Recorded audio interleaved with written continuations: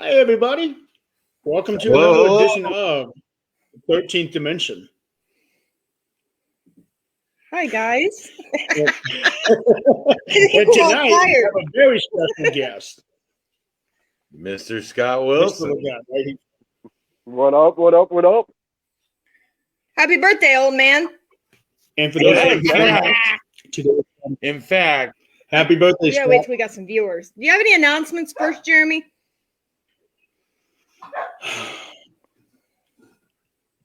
Paranormal United Relief Project. We still need tickets bought for that. we still have tickets available. So May 1st, all across the country, there's going to be roughly 30, 35 locations doing the free investigation for first responders. And us, Things, will be the host for the jail at Crown Point, Indiana. And we are looking forward to that. Did you And click there's going to pun? be what's that? Did you click the pun link? Because it's not showing up.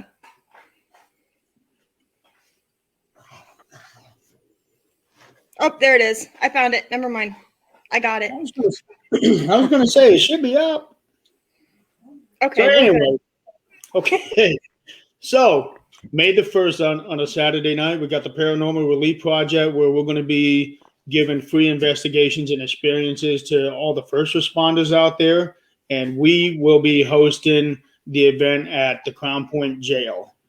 And we're really looking forward to that one. Old Lake County Jail in Crown Point, Indiana. Yes. Awesome location. And it's Yes, free it to is. any first responder. Okay, Very- so since we have viewers now, hopefully as few as possible, Yeah. we want to do We've also a got special some birthdays on the team as well.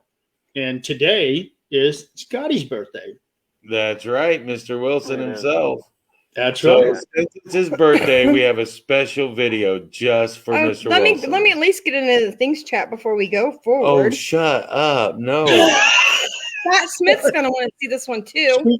Oh, God. Speaking of things, a couple of days ago was also another one of our members' birthday, Michael Creek. So happy Remember, birthday. just keep going up, guys. Okay, roll this video, Jeremy. I'm gonna kill you guys. Just so you know, I'm Oh, gonna, you're not gonna kill us. You're gonna like this. okay. Yeah, yeah. Just for you, Scott. You're welcome.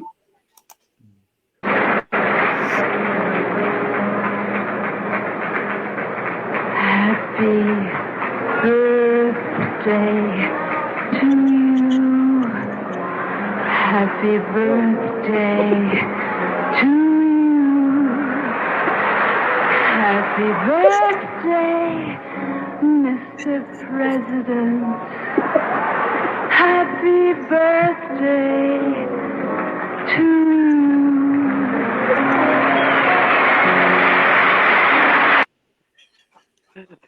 I'm just going to run this down here the rest of the show. Tim, you look so beautiful. I don't think I can get that visual out of my head now. Oh, we know what you're going to do with the visual. Leave that alone, will you? Well, you know, I was Army.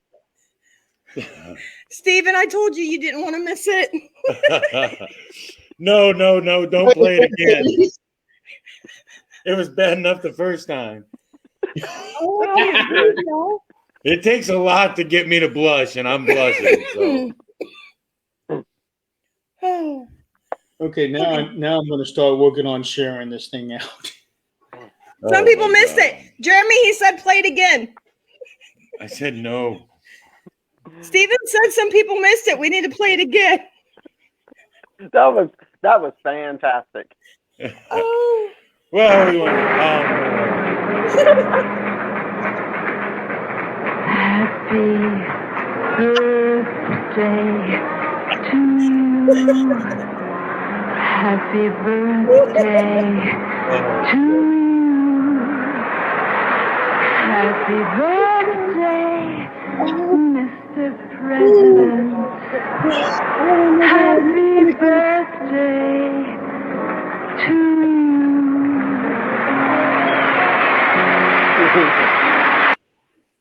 Oh my god. Wow.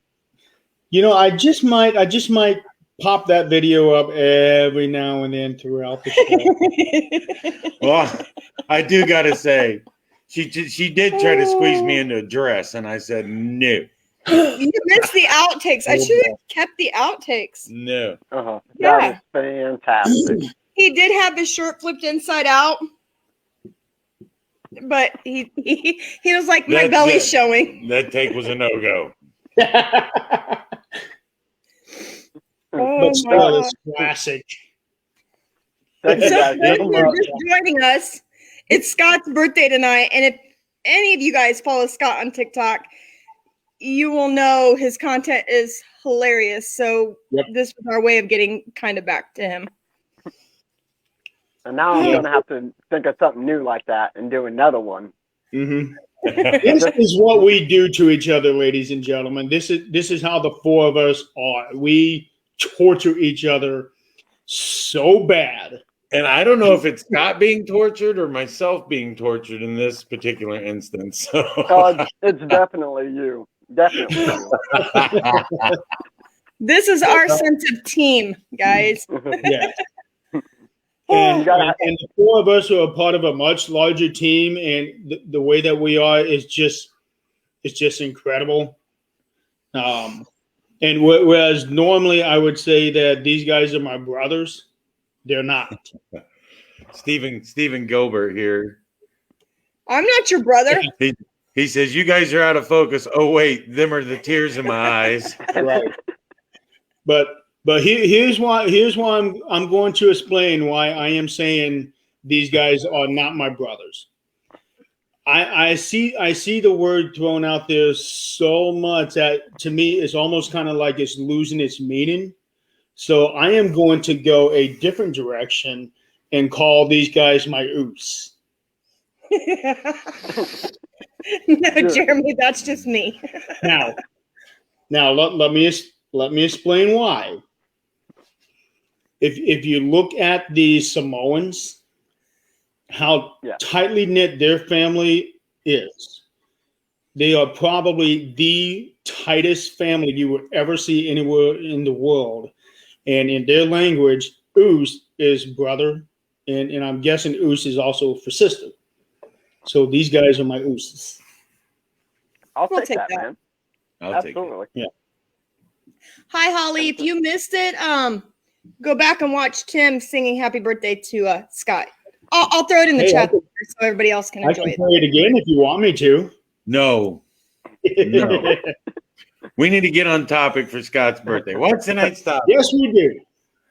Dude, I'm so excited, man. We are covering one of my favorite things, freaking serial killers, man.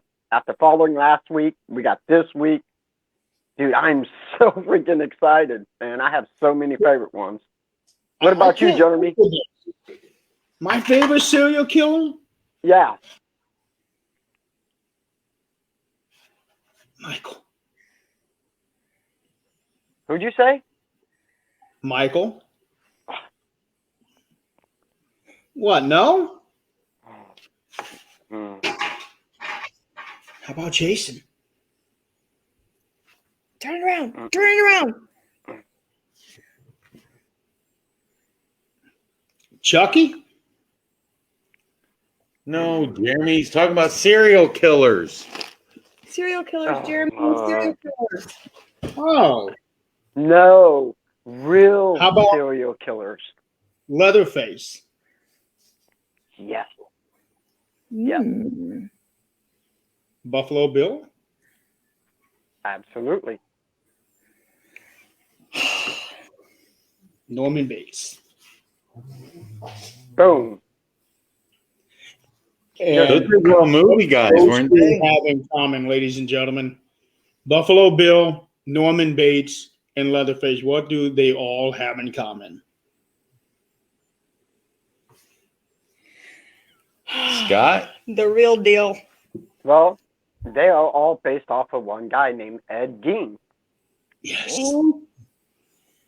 So Ed Gein, even though he wasn't technically certified as a serial killer, he did murder 2 people, but they found 10 different remains in his house. So he was also known as a body snatcher. So he would go, being raised by his mother, because his father had passed away, his mother always taught him that women and sex were evil. So Oh, well. what Ed Gein would do is, if a lady died and it resembled his mother, he would go and dig up her remains and take them back to the house. But what makes his story interesting is when the authorities went into his house, they found 10 skulls in his house. But they also noticed that certain furniture was kind of made out of human remains, and they found a suit made of skin. So this is where Leatherface, Norman Bates fantasy, Norman Bates with his mom, and Buffalo Bill with his skin suit, all have in common with Ed Gein. I shared a Pretty picture creepy, of him up here, Scott. Yep, and that is him. So this guy was the inspiration for all 3 of those movies. Correct. Mhm. Yeah. And what gets me is that this guy actually had a belt made entirely of nipples. Correct. Blech. He also had a lamp made of human bones, and the lampshade was made of human skin, and his wallet Yep. was made of human skin. Correct. And like I said, and a skin suit, dude, that is far fetched. Yeah. Yes, it So is. I guess I should say, since we're going to be talking about serial killers, some of the information that will probably be shared, viewer discretion advised. Yeah, So if they're you got- sickos. They're sickos. I've had nightmares all week. Thanks, Scott. I appreciate it. Hey. That could be the system. So, yeah, dude, I'm excited, man. Especially the people that I like. I mean, you hear of the real popular ones. Of course, Ted Bundy, John Wayne Gacy, Jeffrey Dahmer. For me, David Berkowitz, who's the son of Sam. But there's also some other ones who are lesser known, but have just as big a story.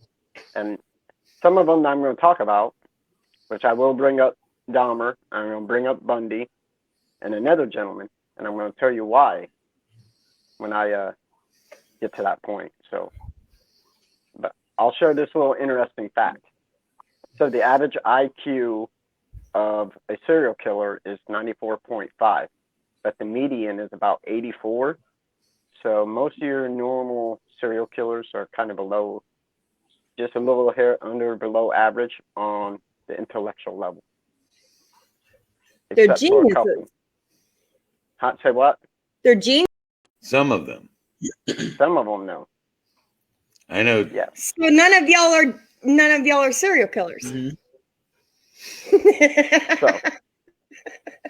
So I guess we should start with my favorite one, and his name would be Edmund Kemper, aka the Co-Ed Killer.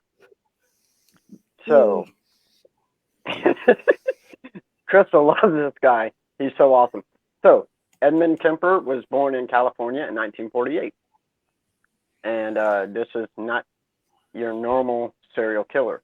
As a matter of fact, Edmund Kemper stood 6'9" and weighed over 300 pounds. At It is the big age boy. he was a very big boy. Got it. But what made Edmund Kemper different than most of them was his intellect. So they say Albert Einstein and Stephen Hawking both had an IQ of 160. pretty intelligent. Edmund Kemper had a IQ of 147. And that is him. 147 was his IQ. He was very, very intelligent, sorry. So, but he, like most serial killers, showed signs of sociopath. So, when he was 14, his mom actually had sent him to go live with his paternal grandparents, Edmund Sr. and Maud, I believe her name was. And even at 14 years old, he was like 6'2", 6'4", but he got bullied all the time in school. And him and his grandmother did not get along at all. So they argued about every little thing. So and on August 27th, 1964, now speculation has it, him and his grandmother had been arguing, but she also wrote children's books. So there's another belief that she was writing a children's book. But he had gotten his gun for Christmas from his grandfather the year before, and it was at the house. And Edmund walked up and boom, shot her. Like I said, belief is that they were arguing, and some say that she was in the middle of writing her children's book. So his grandmother's laying there dead, and he's sitting there waiting for Edmund Sr. to come home with groceries. Grandfather comes in. Edmund shoots his grandfather. Gets arrested. Goes to an institute until he's at the age of 21. Okay. Now, the saying that he said, the reason why he shot his grandmother was he wanted to know what it felt like. So he wanted to know what it was like to kill somebody. So he shot his grandmother or grandparents. Scott, didn't he also say that he killed his grandfather just so that way he wouldn't have to feel the pain of losing his grandmother? Absolutely, yes. So, yeah, so he goes to this institute, and he turned 21, and so many experts were saying, do not release this guy. Don't let him go. They actually released him back into his mother's care. And this is where it gets bad, man. I mean, his mom was,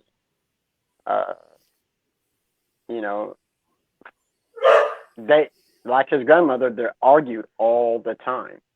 And so he moved away, and he gets an apartment, from his from his mom's house, because he got a $15,000 settlement from a motorcycle accident. But one of his roommates is Herbert Mullen, who is also a serial killer. So his first two victims, him and another California serial killer, went and found two girls and murdered them. Okay, so that's just weird right there when you get two serial killers living together, driving around looking for people. I mean, that's crazy in itself. But he ends up moving back with his mom. And all while he's cruising around looking for girls. That's why he's called the co-ed killer. And he would take them to a secluded area, just drive around, talk them up, take them in a secluded area, and he would kill them, either by shooting them, stabbing them, or whatever. And he would mutilate their bodies and do necrophiliac stuff with the bodies and decapitate them. And so it got pretty gross to a point. So, including oral sex with their heads, I guess I need to say. So, and that's just that just brought that just made me think of a scene from Jeepers Creepers. Yeah, that's just, Yeah. you know. So, this guy ended up killing 10 people. And so he's killing these young girls.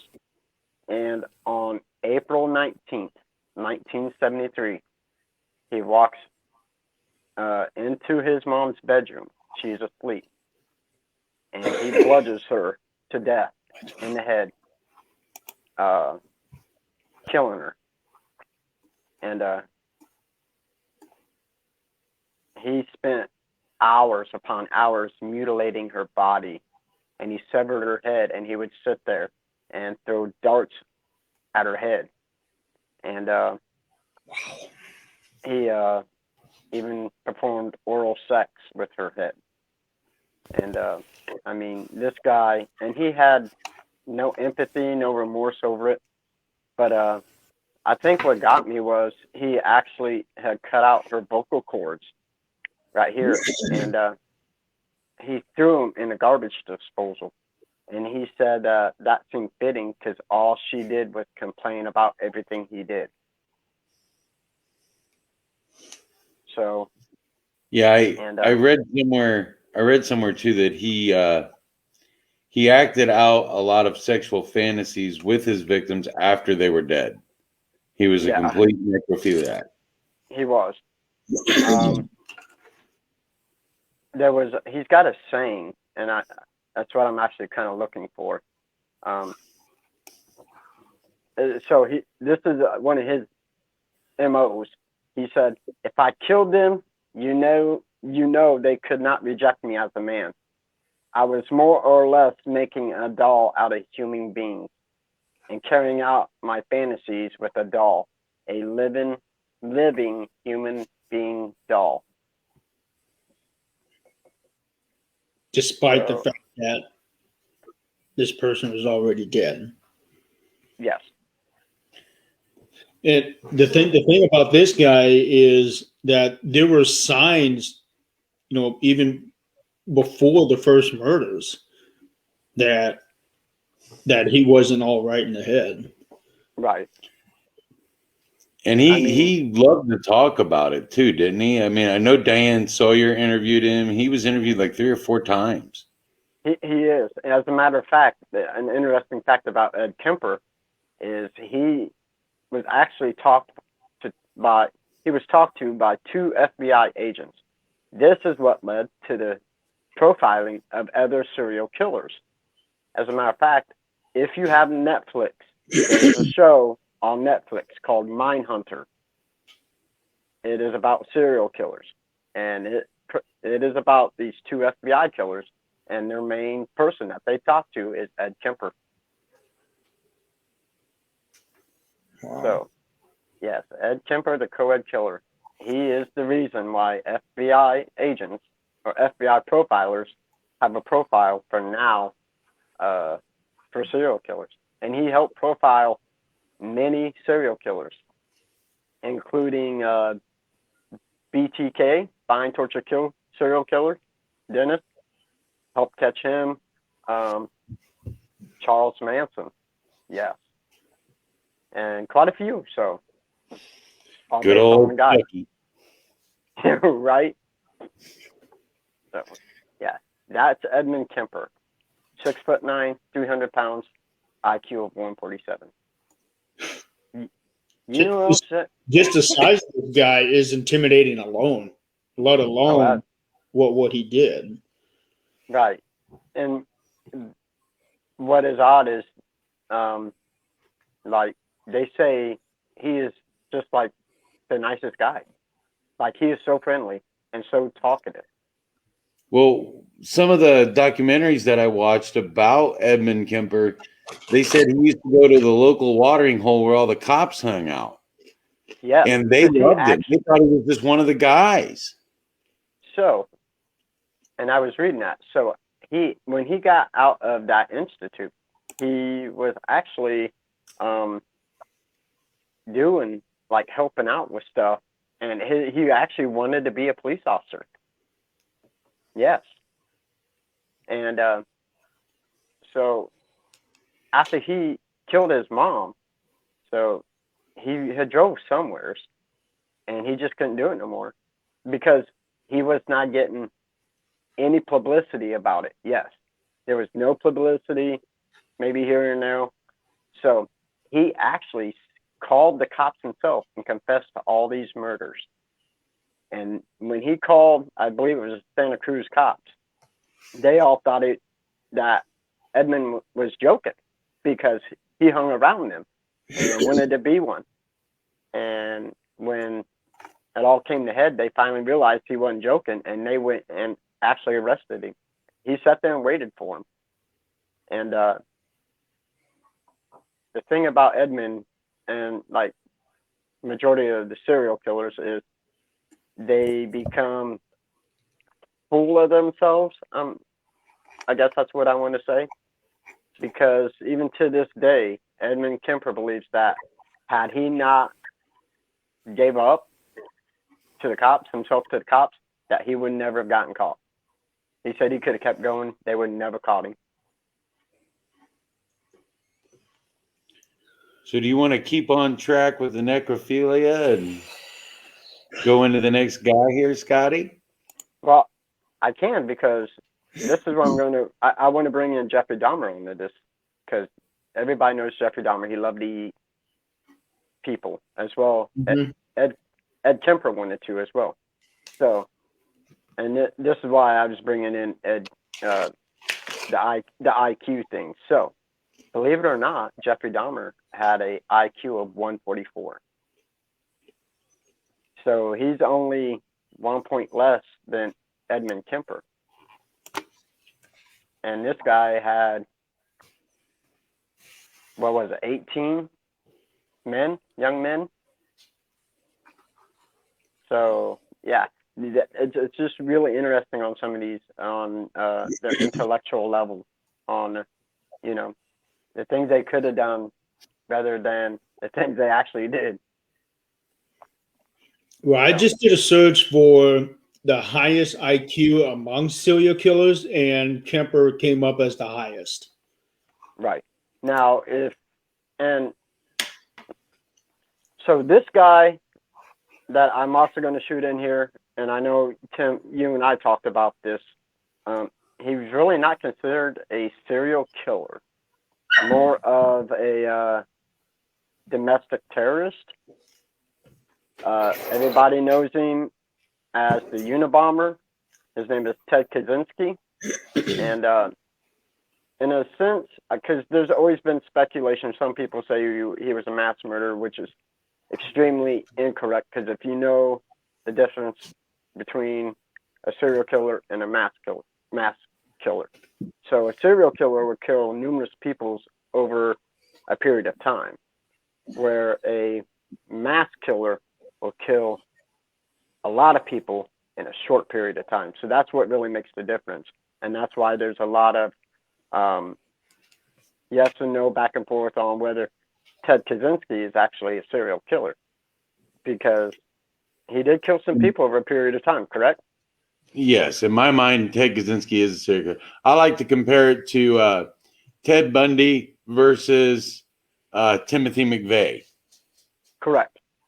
So Timothy McVeigh is responsible for the Oklahoma City bombing, killed 166 people in the press of a button.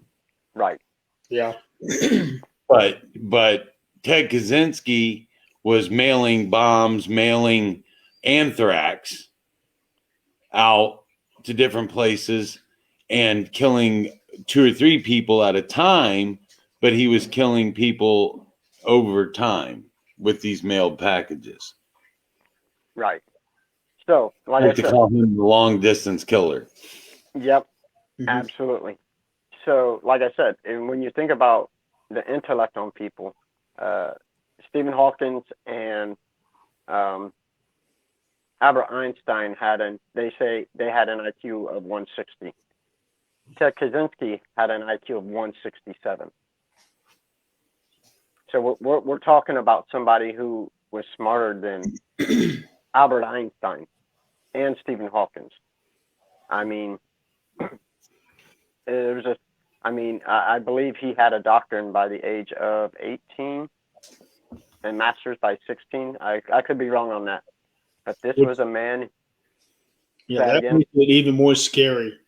And Right. when they found him with the Oppenheimer story posted on his bulletin board. Yes. He had that famous saying, "I am the destroyer of worlds," all over the place in his cabin Yes. when they caught him. So, yeah, and like I said, when you think of serial killers, for the most part, you think of these guys who they're not all there, not very intellectual. But then you get some of these guys that you're just like, wow, like this dude was so freaking smart.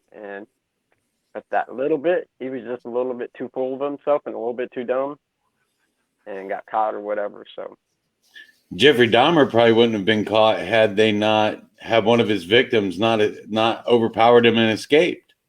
right. And that's just, that's crazy. Like I said, he basically had the same IQ as Edmund Kemper, Yep. and not much far from two of the world's who we consider geniuses.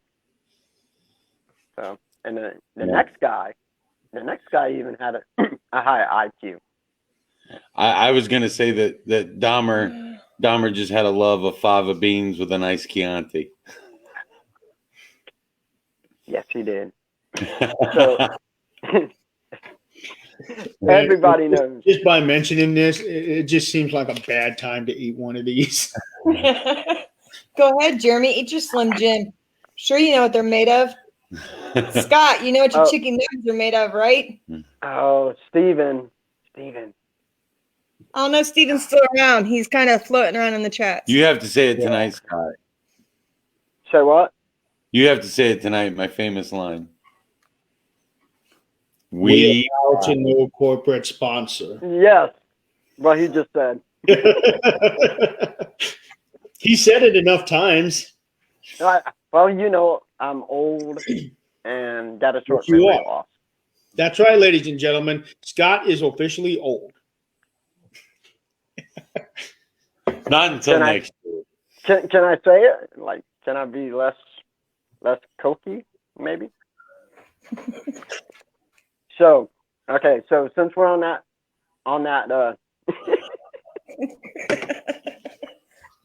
since we're on that intellectual thing, Ted Bundy. Everybody knows Ted Bundy. Yes. Had an IQ of 136. Once again, another very intellectual killer.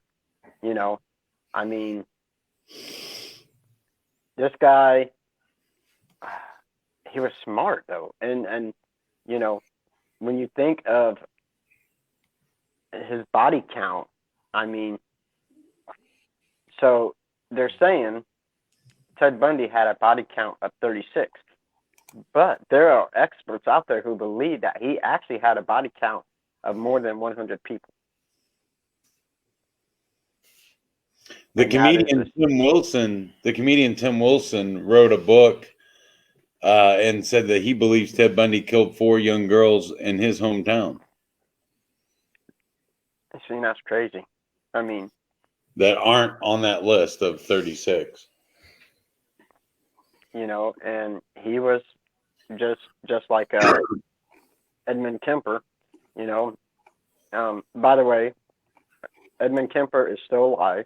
He's serving 8 life sentences, so he is not dead, even though it was his dream to be executed. And he told the judge that. He said, I want to be executed. And they said no. So, Ted Bundy, on the other hand, not so much. So, 1970s. John's chiming in. He said John Wayne Gacy and Ted Bundy used to be heavily into politics. Absolutely. Yes.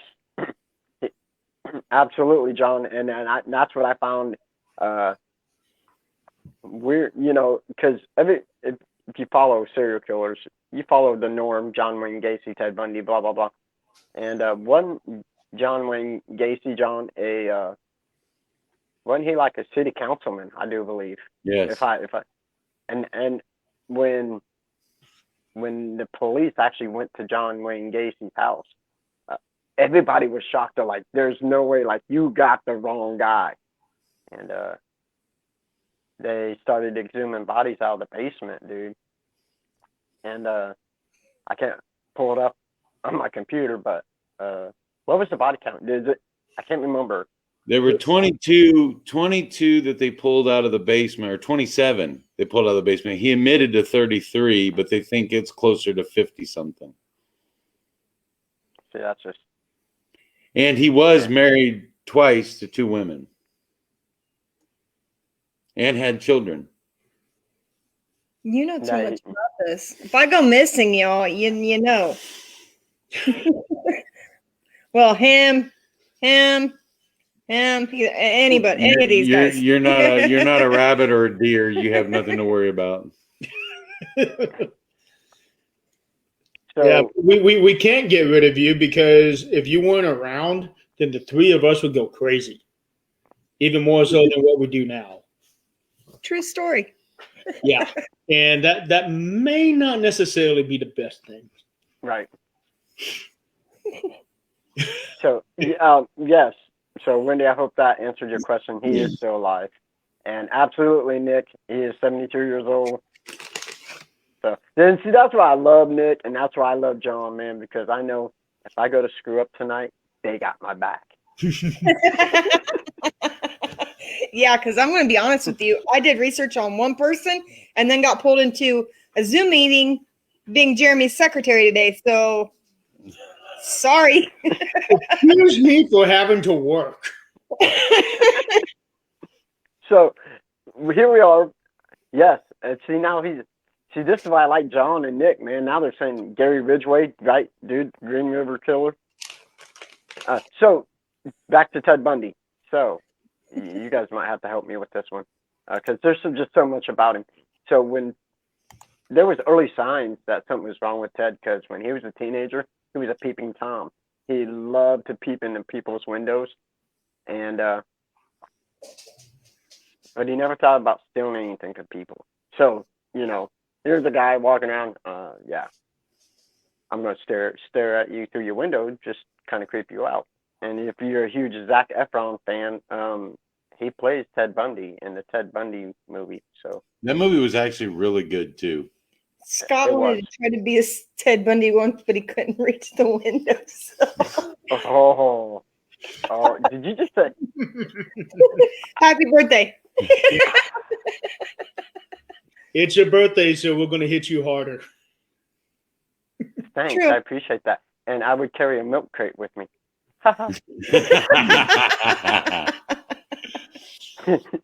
So, like I said, No What? comment. The one thing that I found interesting about Bundy was that he is the only person who really admits how he decapitated women, yes. very specifically. And like I said, and with like Dahmer and Kemper, and Bundy, they were extremely intelligent. 136 for Ted Bundy. He graduated from the University of Washington with a degree in psychology. And he had actually been accepted into law school in Utah, but he never earned his degree, but he was that good. So, and so you got this intellectual guy, but something was not right with him. Why is having a high IQ a trait? When you guys want to answer that? This is your show, dude. We're going to let you do it. I have a theory, but it's not very nice. See, that's why I don't have theories. I'm still trying to figure out how they ended up being so intellectual myself. Well, my theory is they were so smart. Go ahead, Tim. My theory was they were such smarty pants that they couldn't find a date, so they had to go out and grab one.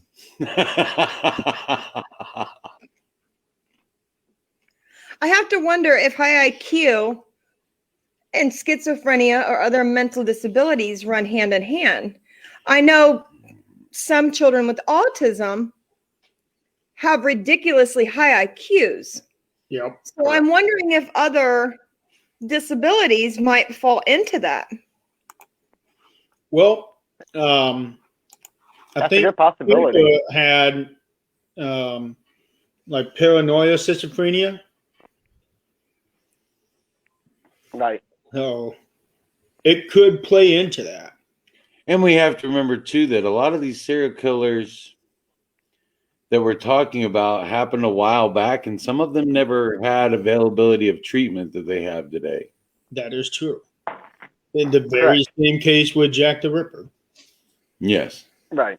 But, you know, like Edmund Kemper, he was institutionalized, you know, for what he did. But that was only after he allowed himself to be caught. No, when he was a teenager. Wasn't it? Right. Thank you, Tom, Amy P. Mysteries. I appreciate the happy birthday. And I hope thank you. Yeah, Denise Williams, that's awesome. I was going to say that as well. And Thank you for the happy birthday. But Denise is right. Bundy used to blend into the background. He uses intelligence. And he was smart. And see, now I'm getting all flustered, man, because now you got me thinking of using a little milk crate to look in windows. Blame her. I am. You're so mean. And so you know, Bundy was only married once, by the way. Yes. He was married. You know, and like you said, Tim, he only confessed to 36 killings. Experts believe it was over 100. But the guy was smart enough, he even escaped jail. I'm so... Well, I think what people have to remember is when Bundy got caught, people weren't looking for, when you thought of a serial killer, you thought of this person who was just a gross monster. Someone so hideous that they couldn't, like me. But the truth is, Bundy is this all-American, good-looking guy. He's smart. He's intelligent. You wouldn't see him walking down the street and be afraid. In fact, one of the things that people were amazed about with Ted Bundy was that he was going out and killing and raping these women, really having sex with their dead corpses, and he would go back and revisit the corpses after he had killed them for days and keep having sex with them. And the truth is, you know, a lot of women said, why would he do that? He could have any girl he wanted. Yeah, because he was a really good-looking guy and very charismatic. I mean, he was a pretty man. He was a pretty man. And I was wrong. He escaped jail twice. Yeah. And that's pretty good because the first time he did it going to the courthouse. He asked to go to the courthouse library, and it jumped out the window and took off. And I'm like, what? Like, where'd he go, man? He's gone. And then they caught him. And then again in December, he was able to escape custody. He climbed out of a hole he had made in the ceiling of his. He made a hole in the ceiling, in the cell, and made a hole in the ceiling in his cell. Dude, that was a tongue twister for me. I had to think about that. And escaped and was gone for like 15 hours. And that's most people can't even think to do something like that, you know, be able to jump out and escape. This guy did it twice until he was caught in Florida. It amazes me that he did that going through the ceiling, because wouldn't that kind of stick out like a sore thumb? Whereas if you did that to a wall, you could be able to put something in front of it to hide that hole. And you would think that. I mean, yeah, he was able to escape, and he got ahead of the police 15 hours. Now, I'm an ex-correctional officer, so when I used to have to do rounds every half hour to make sure everything was okay. So what were the cops doing to where he could get a 15-hour head start? Because that's when he went to Tallahassee. And when he got to Tallahassee, he'd been on a rampage killing people. But the Chi Omega sorority house, he went in there and he attacked and killed 4 young ladies and raped them. And Wasn't one of those victims, though, the reason that he was convicted because he bit one of them? yes, And they matched his tooth marks to the bite. yes. Yeah, he bit one of the victims, and they were actually able to take imprints and match his teeth. Scott, I've got an advantage. I what? I said we've got an advantage. Yes, we do. Yes, We'll we leave do. it like that. But no, the other thing about Bundy, I watched an interview he gave literally just like 2 weeks before he was executed. And it's not just Bundy, it's about all these guys, really. Is they all are so narcissistic that they always have an excuse. The interview I watched in question, Bundy talked with Dr. James Dobson from Focus on the Family.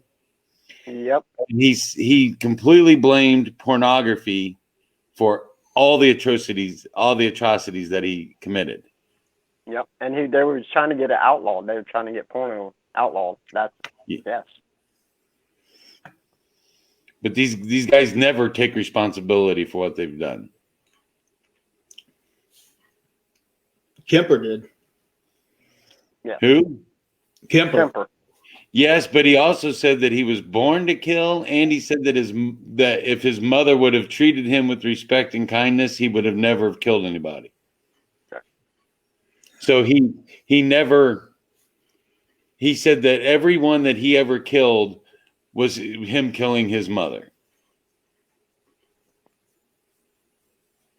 So in a sense, I feel like that's his excuse. Right.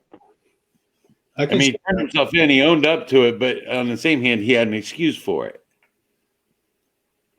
Trying to push the blame. And I'm not sure. I don't believe Ed Kemper did that, but I think the one sad thing about Ted Bundy was he actually kidnapped and murdered a 12-year-old girl, a young girl. And so that just told me that, he really didn't care, We're getting some great comments. Yeah, You I like apologize. sick people.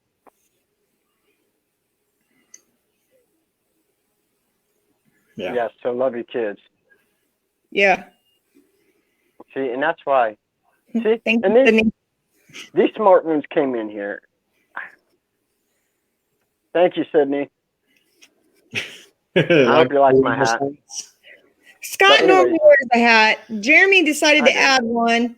Tim decided because of his bald head he was going to add one. And I didn't want to be left out. No, So, Tim was wanting to hide his shame from that opening video. we'll play it again at the end for those who missed it, so stay tuned. Oh, Actually, God. no, we'll play it at 8:00, midway through the show. Okay, that works. No. Yeah, I'm good with that. Oh yeah, Yeah. we're gonna play it 2 more times for you folks. Yeah, Oh, absolutely. Stay tuned. You guys won't want to miss it. Because I want to see how red Tim's face will get by the end of the show. Not that red, Jeremy. And not only that, I'm posting that video on Facebook. Jeremy, do me a favor. Oh. Leave your door unlocked tonight. I might need Just a couch. don't tag me in it. I'll never hear the end of it from my mother. Please do not tag me in it. Ooh. Okay, go ahead, Scott. We're sorry. No, it's fine. So, just some quick facts about Ted Bundy, because I'm just covering him a little bit, because most people know him. So, his favorite weapon he used was a knife. He loved to kill with his knife.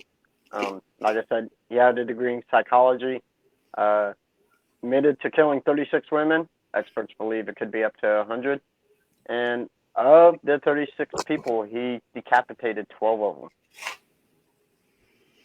And his saying, or he was quoted saying, "I do not feel guilty for anything. I feel sorry for people who feel guilty, or who feel guilt." Here was a guy that killed with no remorse, and from a sense of it, didn't seem to really care. Stone Cold Killers. So I was going to bring in and talk about another guy, but I'm going to switch this up to my homeboy. I'm going to let him talk a little bit because he can talk away some time. That's why I'm smart like that. I'm Right. actually looking forward to this one that he's going to Yeah. be covering. Well, the thing about this lady, and it is a lady, is she is the most prolific serial killer on this list. Absolutely. They call her the most prolific woman killer of all time.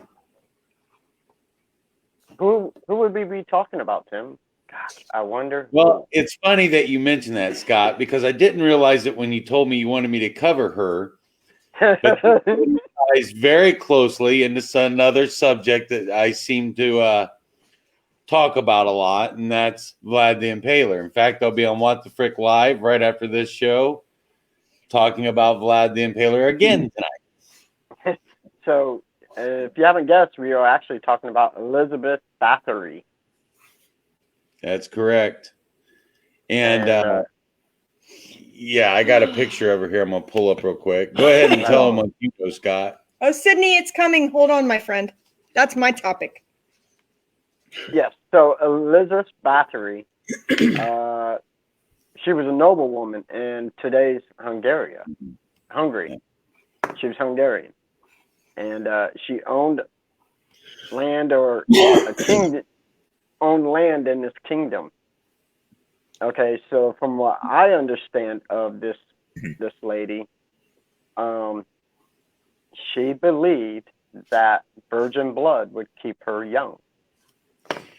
Now, in my research, what I've uncovered is Elizabeth Bathory never bathed in blood or drank blood. That was a legend made up in the 1800s.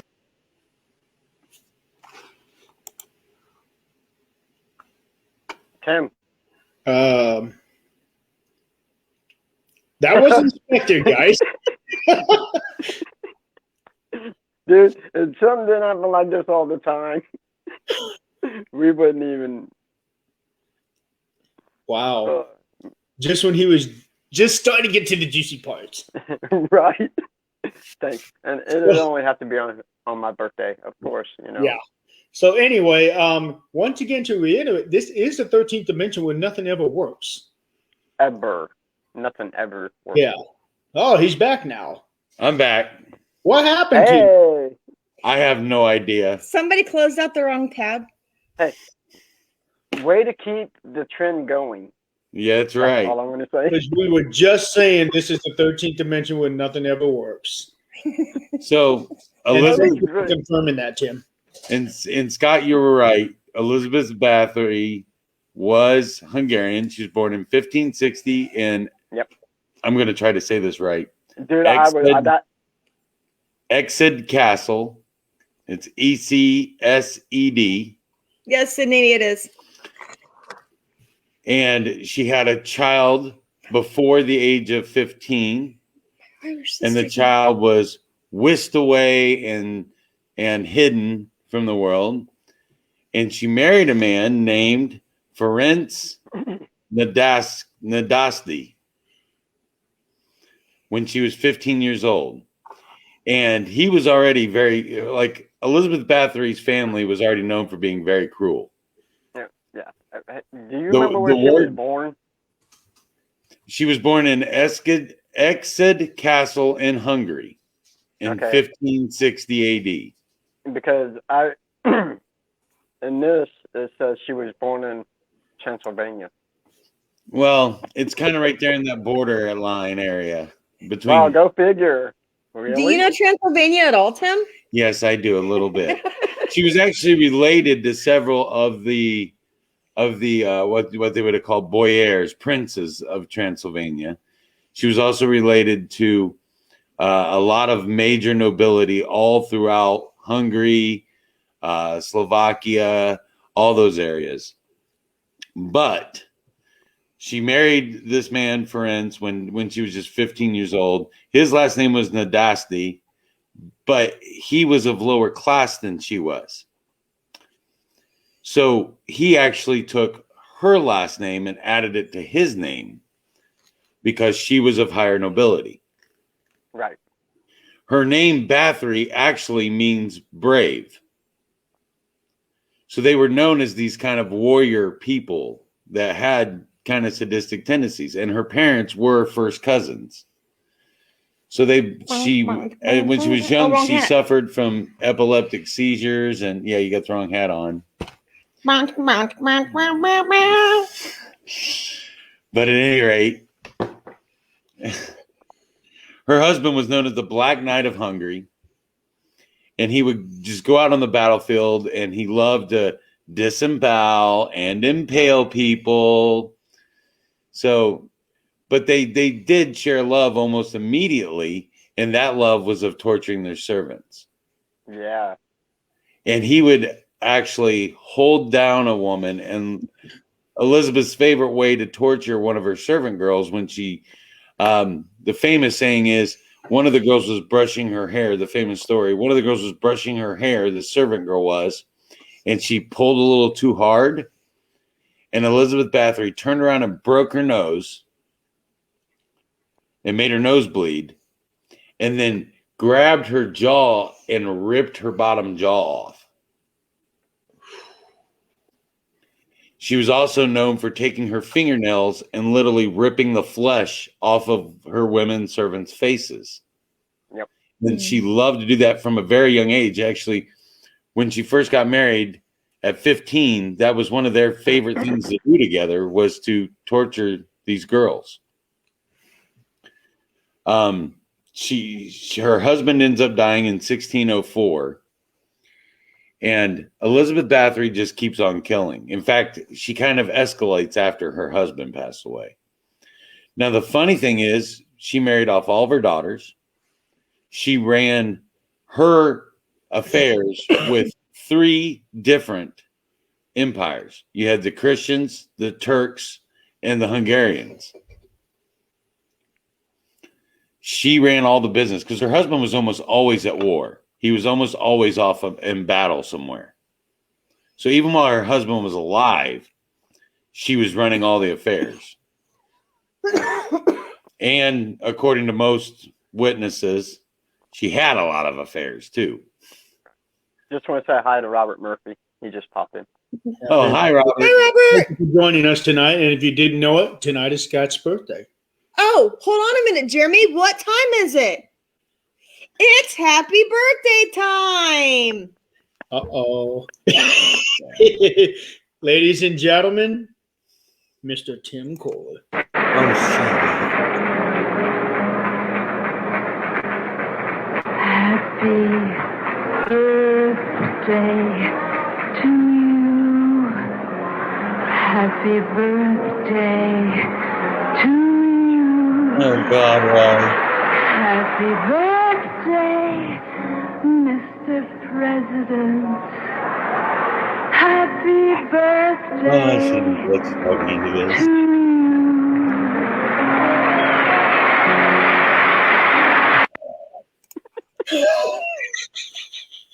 That is hilarious. Okay, continue on. Yes. We love you, Tim. So at any rate, in 1609, King George Thurzo of Hungary did an investigation because all these people were complaining because literally Elizabeth Bathory was in charge of 7 different castles. And every time she went to a different castle, the young servant girls in the area started coming up missing. Some of her favorite ways of torturing girls I mean, they were finding these girls' bodies all over the place. She didn't even bother burying them. She threw them off over the edge of the castle. She had them thrown into the rivers. But one of her favorite ways of torturing these young girls was actually making them strip naked in winter and go outside, and she would pour buckets of water on them until they literally froze to death and froze to the ground. She was basically making ice sculptures out of them. But King George III of Hungary did an investigation. We already did it, Jeremy. Oh my God. We already showed it. Did we need to show it again? No, I'm laughing at the question that Holly asked. Oh, I shook my head. Yes, we're going to take it. But why are you running a ticker that we're showing a very special video at 8 p.m.? We already did it. Sorry. So at any rate,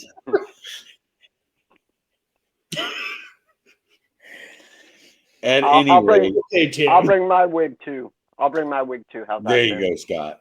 There you go. You and me. Well, we'll be pink haired together. We can be the Pointer Sisters. Well, I am so excited, Scott. Right. And who wants a slow hand? Oh God, yeah. I'm sorry. Keep going, Tim. You go ahead. I will be right back. I've got a guy in. Elizabeth Bathory was arrested on December 30th, 1609. 3 of her servants were executed for being accomplices to her murders in 1611. But here's the dirty secret part of it. Because she was born to such a high aristocratic family, she was never tried and never convicted, even though over 300 witnesses gave witness statements against her. She was, however, locked away in her favorite castle, her husband's castle, that, once again, excuse me if I screw up the name of this, I'm going to say it's pronounced Castle Sečti, which is in modern-day Slovakia. And she was locked in that castle basically from 1609 until her death in 1614 at the age of 54. Now, the 300 witness statements were released in 1810, and that is how we know that drinking and bathing in blood was a legend and not a fact. Those things actually never happened. None of the 300 plus witness statements mentioned anything of the sort. But, like I said, she was being compared to being so cruel because, all in all, this woman killed over 600 women. Right. The highest witness statement said 650. And like you said, some of her torture ways were just unbelievable. There was also, from my understanding, she also liked to take pins and needles and would stick it underneath servants' fingers when they messed up. And another way, she would smear them down with honey and literally leave them to be attacked by bees.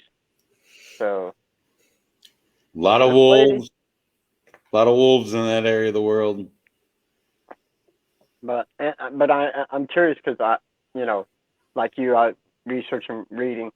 It said something that she bit the chunks of flesh from some of her victims, and yes, one girl was even forced to cook and eat her own flesh. I mean, she was vicious. There's no doubt about it. Everything that she did, I mean, she never like slit somebody's throat or slit the wrist. No, she tortured you to death. She tortured them. Anybody who died by her hand, and I'm talking 650 people, all young women for the most part. But the problem was she started running out of servant girls, and the inquest didn't start until she started killing the daughters of other aristocrats. She would invite them to her castle for a girls' night, and she started killing them. That's when things got serious. Wow. And they say the guys are the bad ones. I Well, mean, the two that I'm going to be covering tonight are females, so. Well, Crystal's got a female too. You want to do That's yours right. next? I'm working on something. Oh, you're Yeah, supposed to be working on this show. That's wild. Oh, it's for the show. I'm helping. Jeremy and I we're talking. oh, dude, that means, yeah, see what happens when you plan something behind my back? It just comes back full circle. Now it's back on you, Tim. Oh, boy, you and Oh, no, trouble. this is on you, Scotty. What? That was priceless. So, Tim, I already see it. They got me doing my little blonde wig with my like a virgin dance, and they're going to put our videos side by side and match us together, baby. Damn it! Boom. Oh. What is that?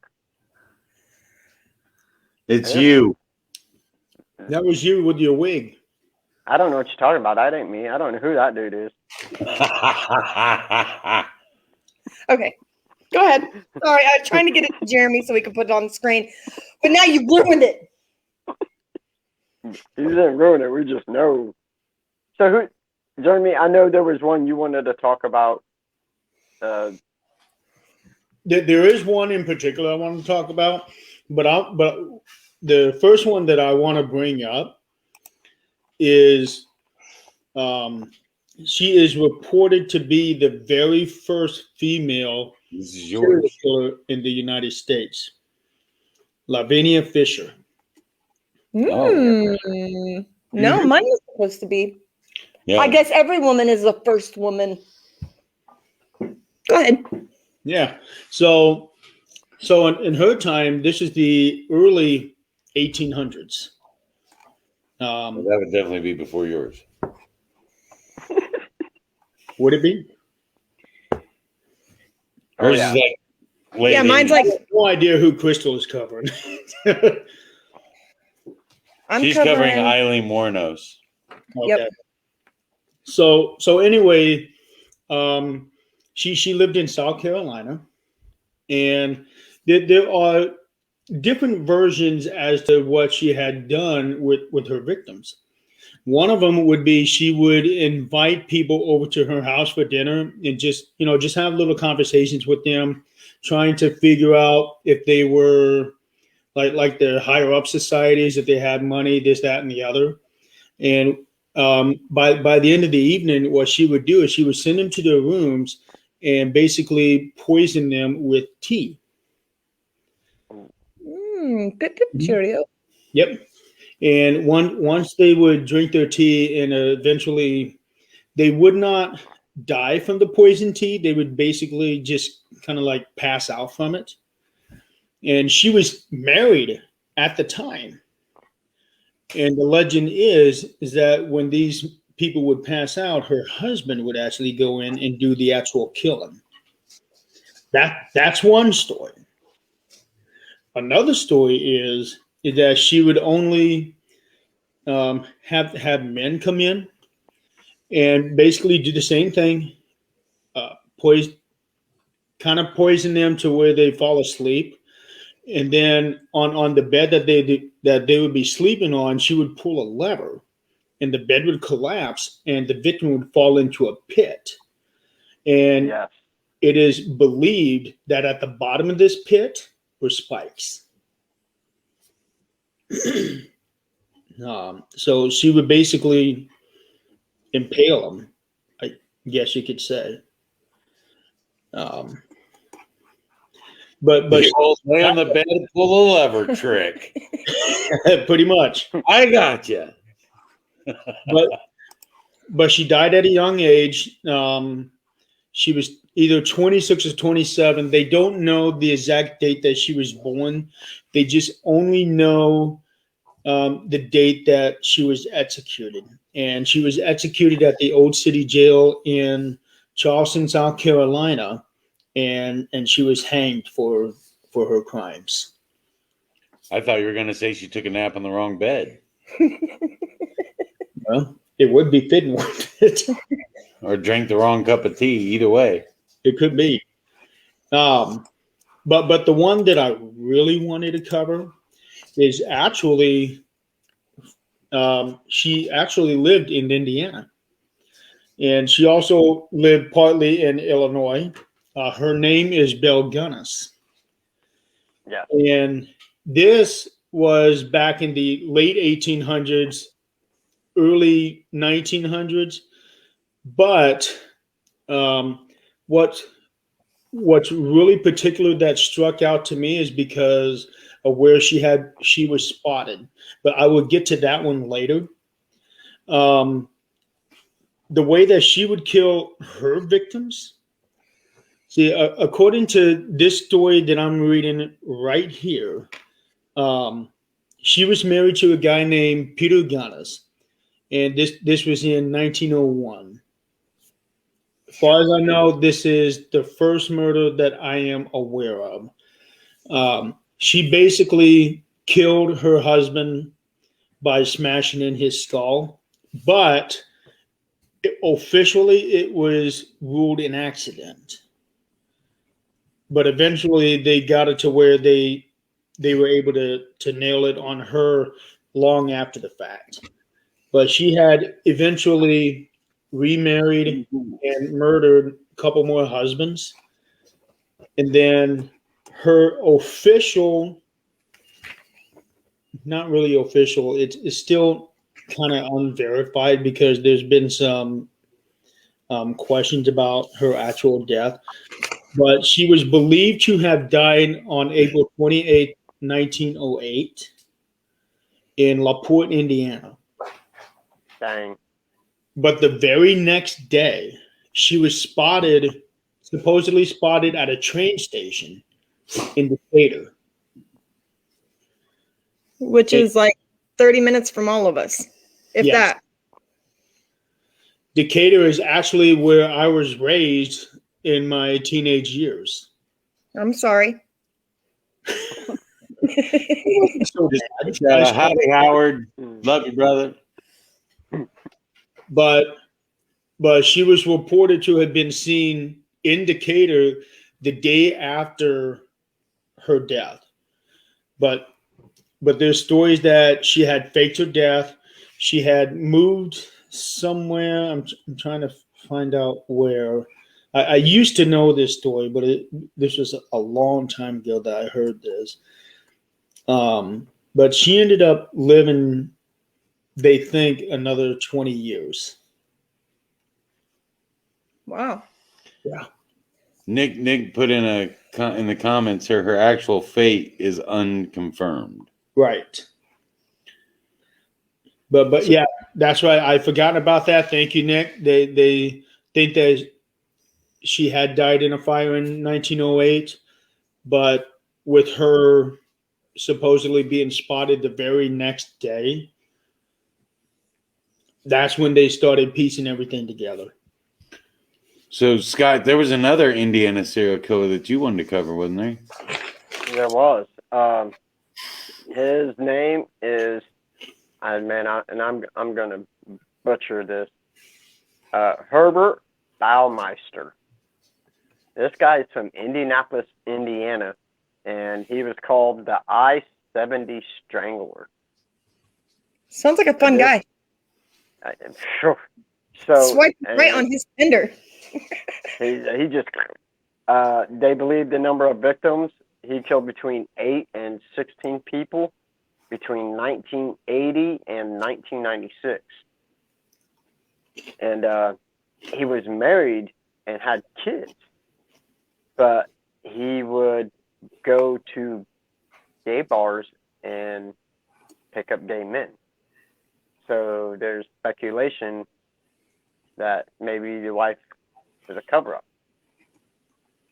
So, and he was actually from, I guess I should say, he's from the suburb of Westville. So, he was the oldest of 4 children. A private investigator in Indianapolis. So I'm reading on this guy right now. because I didn't know a whole lot about him, and it was hard to find anything on him for the most part. I mean, unless you go to like Murderpedia, which kind of sounds kind of odd, but so his wife, which can't remember where. Can't remember. See, I know the known ones, but anyways, his wife got really odd and started feeling really weird because Herbert was starting to have all these weird mood swings and erratic behavior, and that was kind of terrifying to her. So, and the cops had suspected him of doing stuff by some of the eyewitnesses, but they would never consent to a search on the property. So after all, her husband's attitude got really erratic. His wife filed for divorce, and when she filed for divorce, she consented for them to do a search. So they did a search while Herbert had left to go on vacation. And at the time, on the property, they had found remains of 11 men. 4 of the men were only ever identified. So when news got out about it, Herbert had heard about it and committed suicide before he was ever convicted and tried for the murders. So Indiana had a guy that the I-70 strangler, he liked to strangle him. Like I said, there's some on him, but there's not a whole lot. I mean, he married in 1971, had 3 children. Oh, he found the Save-A-Lot chain in 1988. I just read that. Yay! Wow. I ain't shopping there no more. So, yeah, that was... You get what you pay for, Scott. I guess. Stuff goes cheap there, right? You better watch what you buy. Right?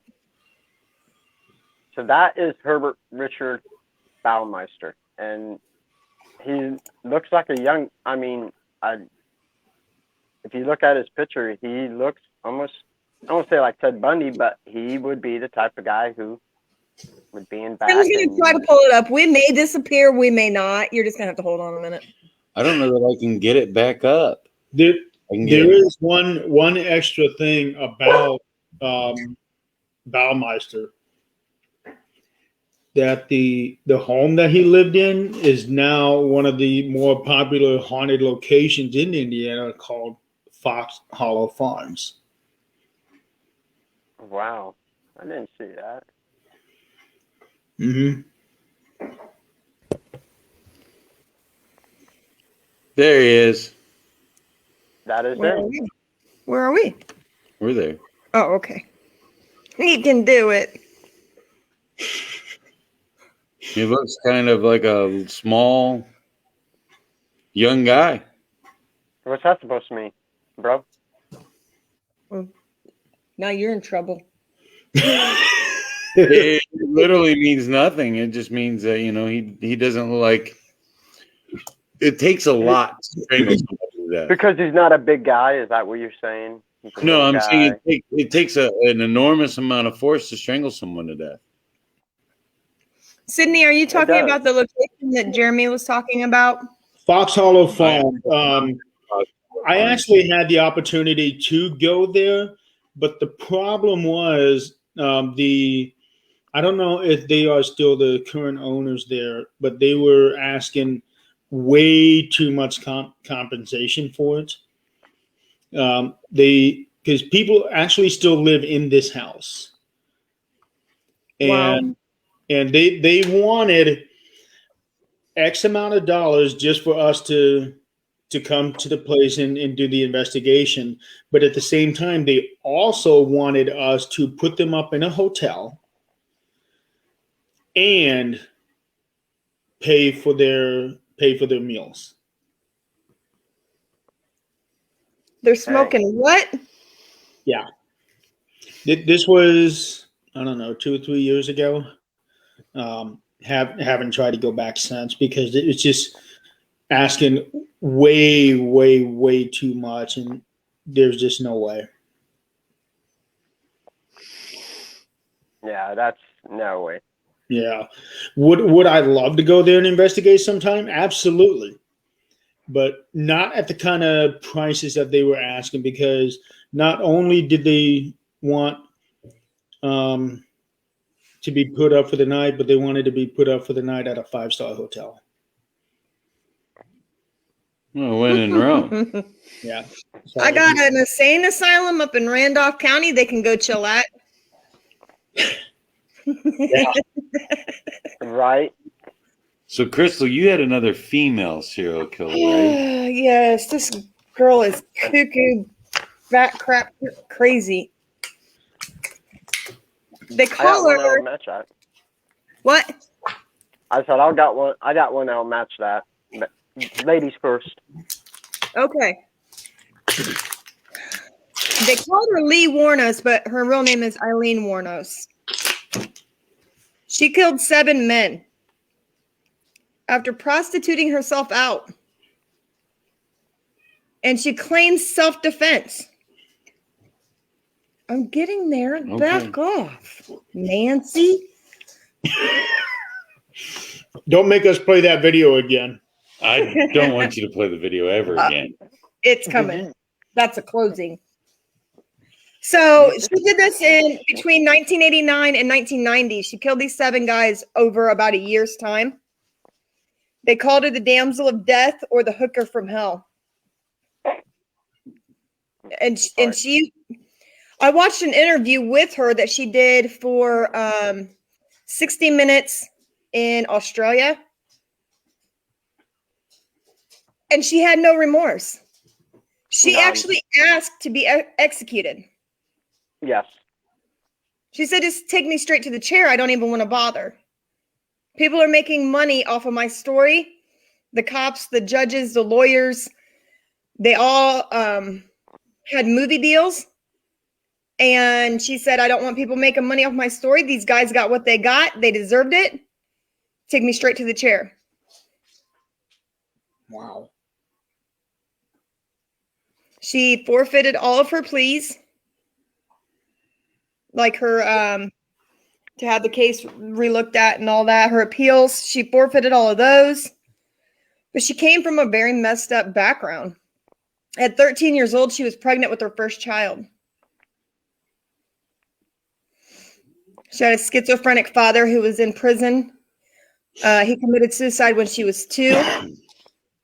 And he was in prison for sexually raping and kidnapping young girls. So it kind of, her story, it kind of ties all around together, but crazy. Well, and I know at one time she had said something about the guys had tried to rape her. Now, I believe with the first victim, I think they said there was some evidence that he might have, in fact, raped her. And that's what started leading, because she shot and killed him. And I believe She that's shot what him led the to most. The rest of them. Right. She shot him the most. They don't know how many times for sure he was shot because of the decomposition of his body. But the first one was shot the most. And it wasn't just, there was sodomy in with it.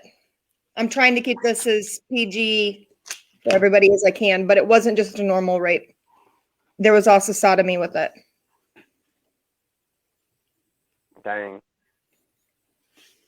Yeah. So she went through hell. I mean, she really started prostituting herself out at the age of 14, between 14 and 15. That's young. Mm-hmm. She left school and she was a hooker. She went from more or less truck stop to truck stop. Yep. And she would meet these guys and And she would kill them. She'd steal their money. And then she'd take their car and drive home.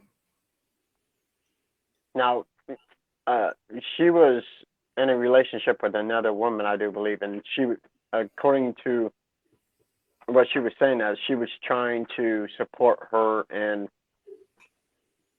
her Lover. Yes. partner. Yes. And it was her partner that actually turned her in. Right. And there is a movie made after this called Monsters, starring Charlize Theron. Yep, and Christina Ricci. Yes. It's actually a very interesting movie. I've not seen it, but I might try and watch it. I don't know. I need one night's sleep. Okay, then you might not get it tonight. Well, I'm not going to watch the show tonight. I'll just watch something else. So I'm going to follow yours up with some British history, since we did Jack the Ripper last week with Russell Edwards. He covered a male serial killer, and I shall do a female. Her name is Amelia Dyer, born in 1837 and died June 10th, 1896. She is credited as being one of the most prolific murderers in British history. She operated what they call she was a baby farmer in Victorian England. So baby farmer was, she would take in illegitimate children because the fathers didn't want to financially support them. She would take them in. She would actually get paid to take care of these babies. But she was still kind of smart. She trained as a nurse and a midwife in the 1860s. But what got me with this lady is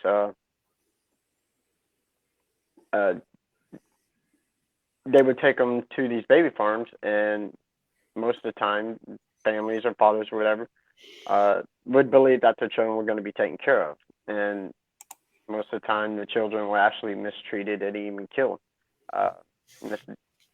Amelia loved to starve and neglect kids. That was one of her things. And she would also lace syrup with opium, and she would give it to the children to quiet them down from their starvation. And I'm sorry, I'm reading a little bit as I'm doing this. I knew a little bit of her, but she was able to elude authorities for years, but was arrested when a doctor became suspicious of the number of babies dying under her care. Surprisingly, she was only charged with neglect, and she was only sentenced to 6 months of labor at the time. But after she got out, she went back to baby farming, and she was eventually apprehended when an infant's body was recovered and was traced with Thames, Thames. I probably said that wrong, but it was traced back to Miss Thompson, which was, I guess, one of her allies, because I just butchered all that up. And but let me rephrase that. Aliases. Miss Thompson was an alias, and I can't speak with these stupid things in my mouth right now. Anyway. You got that. Yeah, I got plenty of time. I'm butchering this up tonight. Thanks, guys. It's my birthday, and that's what happens on my birthday. Anyways, so It's a special day. when this baby was traced back to Miss Thomas, who was also Amelia Dyer, police become suspicious of it, and they wanted to start investigating on the grounds. And unfortunately, and I'm going to give you ladies a number, and I know you're not going to be happy about this. They exhumed between 200 and 400 children that she had killed while in her care. That she had killed? Between 200 and 400 children. Wow. So, she tried to do the insanity plea defense back then, and it still didn't fly. It took the jury less than 5 minutes to convict her of guilty, and she was hung in 1896 for her crimes. Now, I saw a picture of her when she was being admitted into this prison. She looks every bit the main psychopathic woman that she could. She looks the part. Yeah, she didn't look very nice at all. Mm-mm. So I know I wanted to talk about this other gentleman, but I think I want to talk a little bit more about one of America's prolific earlier day serial killers. You know what I'm talking about, Tim?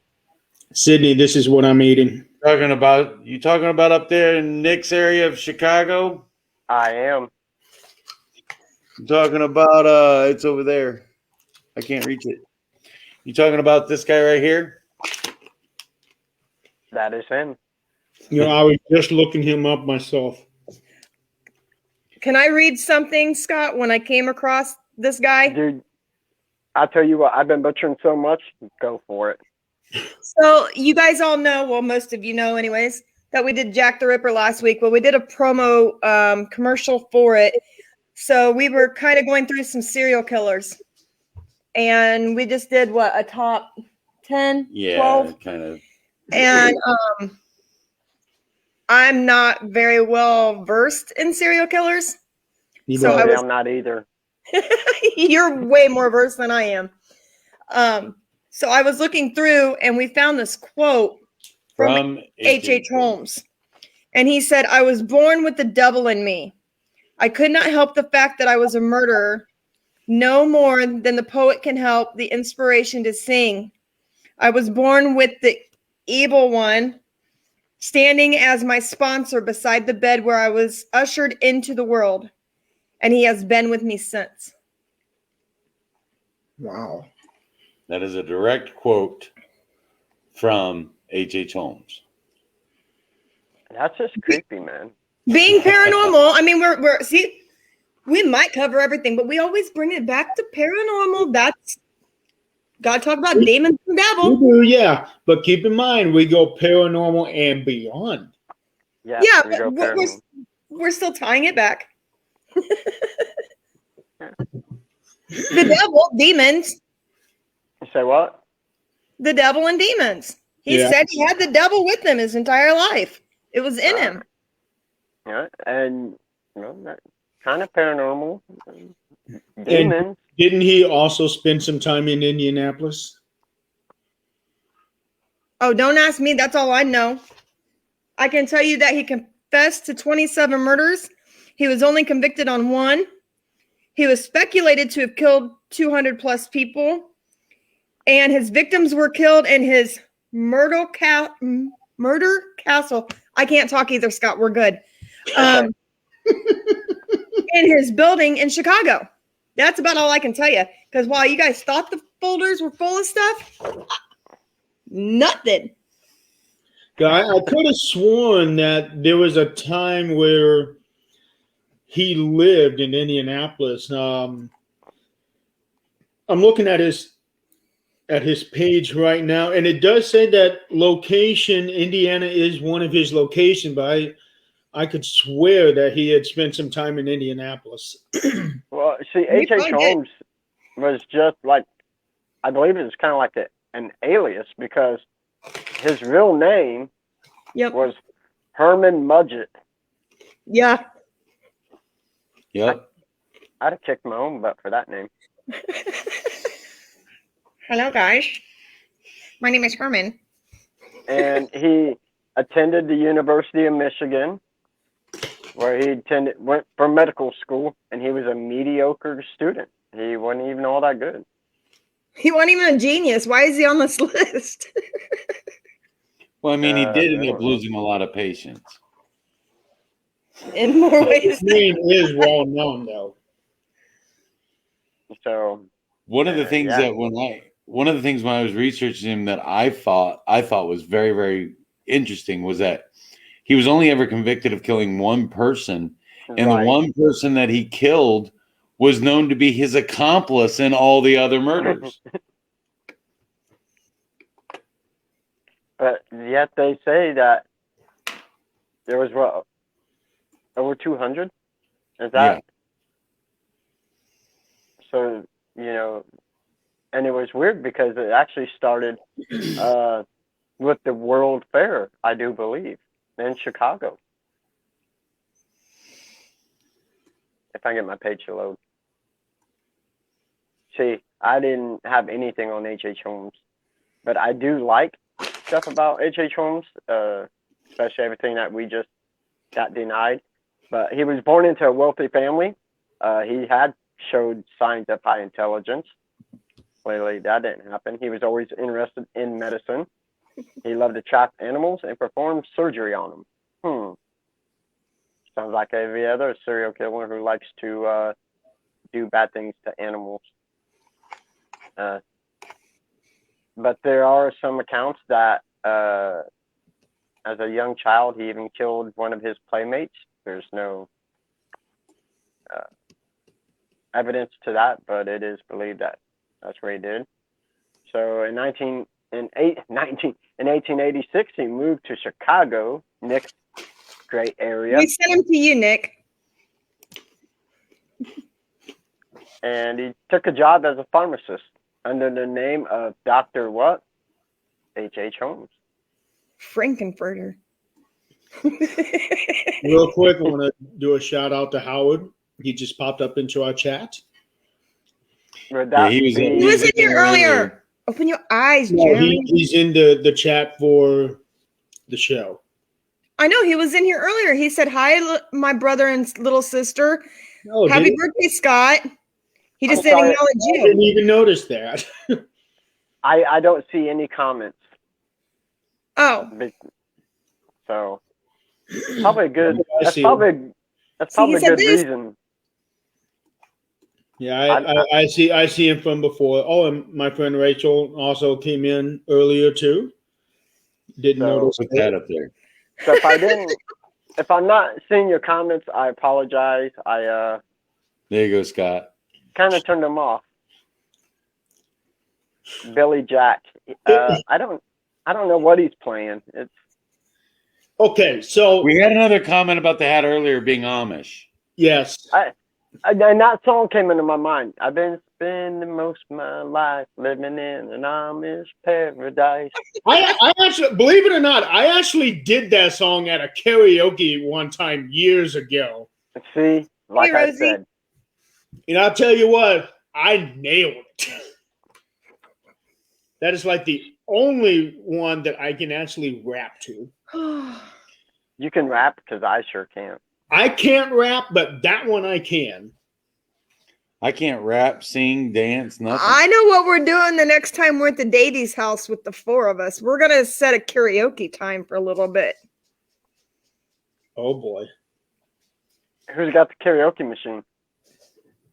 You don't even need a karaoke machine now. I do have Oh. one. No. This is what I do. I actually get the actual instrumental tracks online. I don't worry about the karaoke tracks. I get the actual Is there a video? No, Nick, but there actually is audio of that. I do have it on audio of me doing Amish Paradise with a buddy of mine who did the singing part, and I did all the rap. Oh Lord. That See, is we're gonna great. call it a tool. We're using music to see if we can get the ghosts, the spirits, to talk to us as we're singing karaoke. I play instruments. I don't sing. Sorry. I don't do either. Not Bubba J, Howard. Definitely not Bubba J. Yes, Rosie, it is Scott's birthday. Today is his birthday. Jeremy's, It is. And Jeremy's guess what? flashing. Guess what, Rosie? Tim made me a video. Oh, Is God. Would you like awesome? to see it? Have you seen it? No. Howard, pay attention. You might like this. Hold on, Howard. This is a great video. It is so sweet. Okay, I'll play it. But No. I'm Yeah, so glad I'll my make- birthday's in October and you're all older than me. I'm hoping you'll forget. I'll make you a promise. This will be the last time I'll play this video. Thank God. On this Okay. life. Well, I'm not swearing it on anything. You got to remember, promises are made to be broken. True that. Here's the video, ladies and gentlemen. Oh, God. Happy birthday to you. Happy birthday to you. Happy birthday, Mr. President. Happy birthday to you.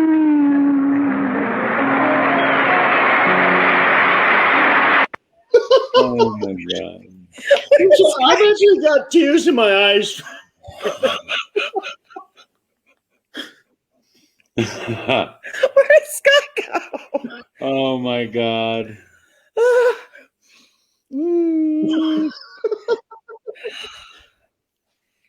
Sydney, that was my TikTok. Tim does not. What is your Tim TikTok? doesn't have a TikTok. It's my TikTok. Yeah, I don't do the TikTok. Hold on a minute. I gotta Oh, remember there my- he is.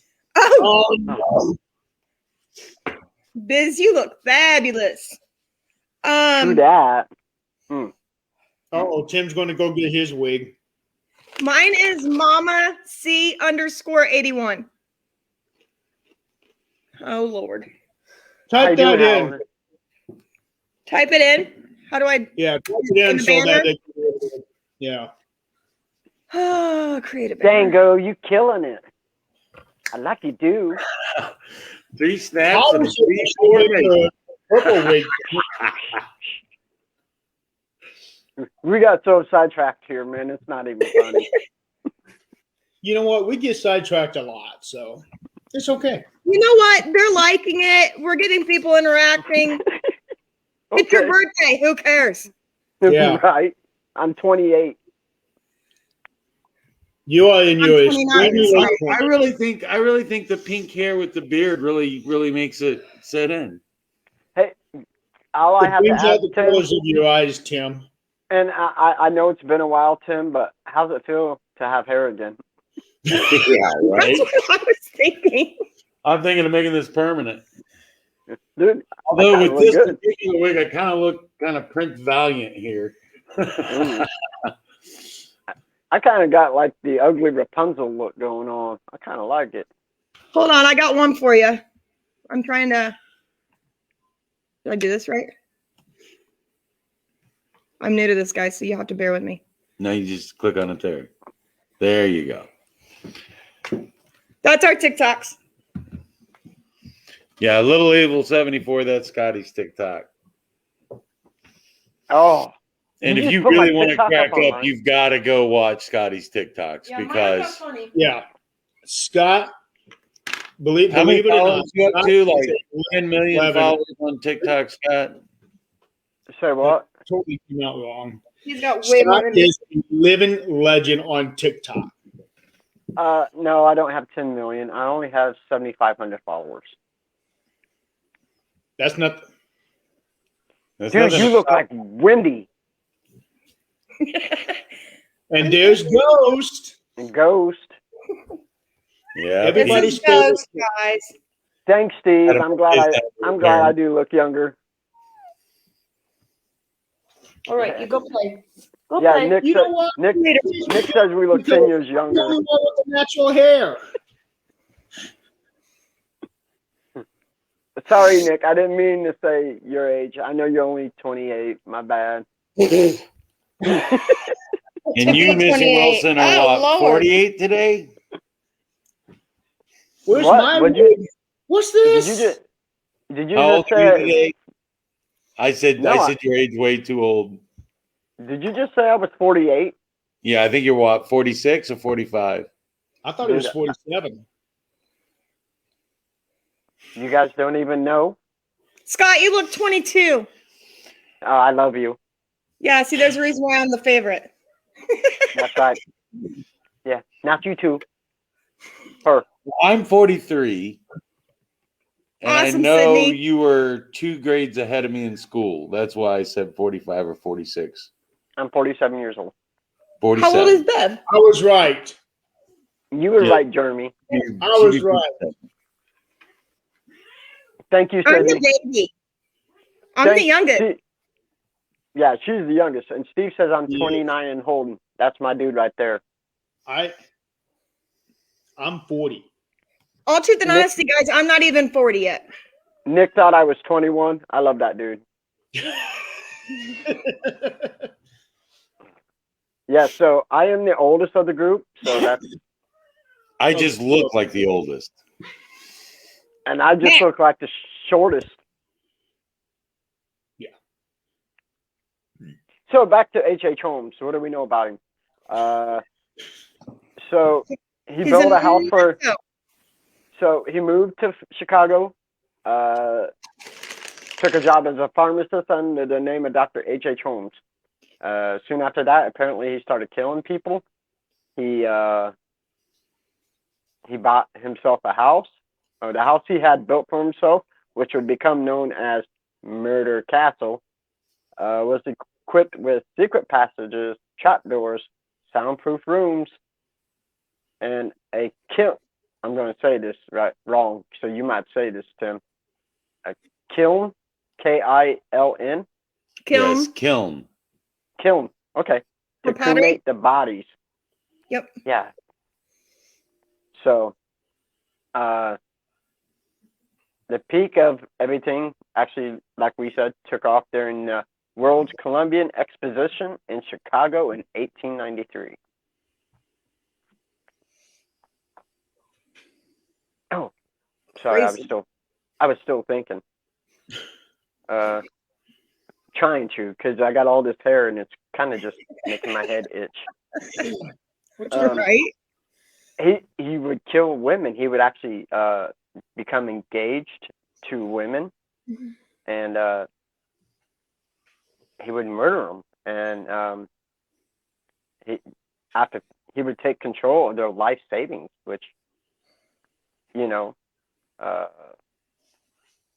helped him buy this massive house. And any employees he had, his employees had to carry life insurance policies, naming him the beneficiary.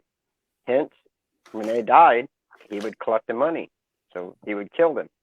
And he actually sold many of his victims' bodies to medical school Oh, for cadavers. for cadavers. Interesting. So a bit of body snatching as well. Yep. Like I love reading ancient stuff, and Robert Louis Stevens, Dr. Jekyll and Mr. Hyde, my bad. Right. So a lot of that had to do with body snatchers and things. So, Crazy. but he was eventually arrested. He was actually arrested for insurance fraud because of a fire at his house, but he was released. Blah blah blah blah. The insurance companies tried to get him for arson. He was actually and with another guy named Petzel, who was also in on the insurance fraud. He actually traveled to Philadelphia and killed this guy. He convinced the guy's widow. I just lost it. I don't know. I lost all of it. You lost it years ago, man. Right. Any which way. Anyways, Another sicko. So anyways, he got caught and he was tried in Philadelphia for the murder of that dude and was sentenced to death by hanging in 1894. That's it.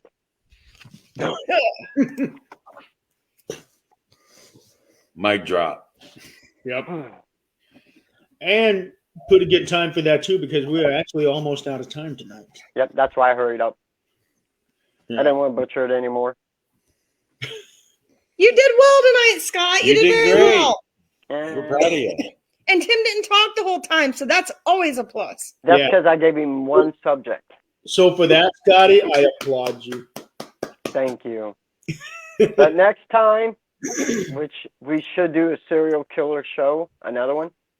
And I think I would like to maybe have, besides us, a couple of knowledgeable people more than me. Maybe John or Nick again. Well, speaking of Nick, guess who next week's guest is? That's right. Is The it one Nick and Millay? only Relay. Nick Millay. He'll be That on one's going to be good. and we're going to be But we aren't talking just serial killers. No. Next week's episode is about a One of mystery my, and an yeah. enigma, because I have always been fascinated with this story. Mhm. This is one of my favorites. Next love week's this. episode is the Mothman. Yeah. Mothman. That's my favorite cryptid. But we're also going to be talking about the Mothman of Chicago. Yes. That's Yeah, it's going to be awesome. yes. Everybody knows about the Mothman from decades ago. Point Point Pleasant. Pleasant. Yes. And I've been there. Where was that? Yeah. Scott. But the Mothman of Chicago actually just popped up fairly recently, didn't it? Right about the time we were starting the show. Yeah. October. And I believe Nick said he's seen things about Mothman from other places too, not just Chicago. This thing has been spotted in several places around the U.S. Yep. So we get to talk about all of that. Yep. Next week. So yeah, I'm very, very excited about it because we're still staying within the paranormal spectrum, but not the hauntings. And we're bringing on another Paranormal United Network host we're still on. Absolutely. and family. Mhm. So until then, I personally want to thank everybody for joining my Blunders show and your Blunders show.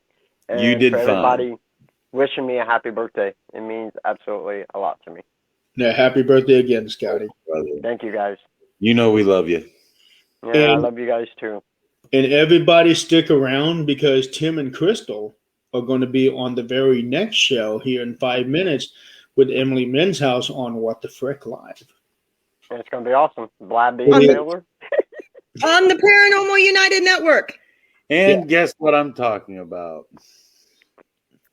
Oh, I want to suck your blood. That would be it.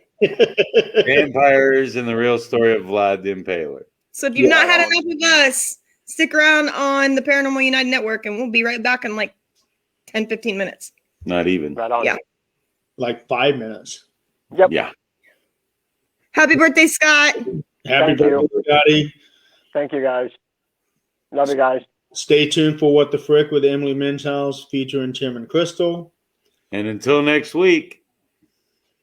If it's paranormal or beyond. We got it covered. That's right. You know. Have a good night, everybody. Bye, guys. Bye.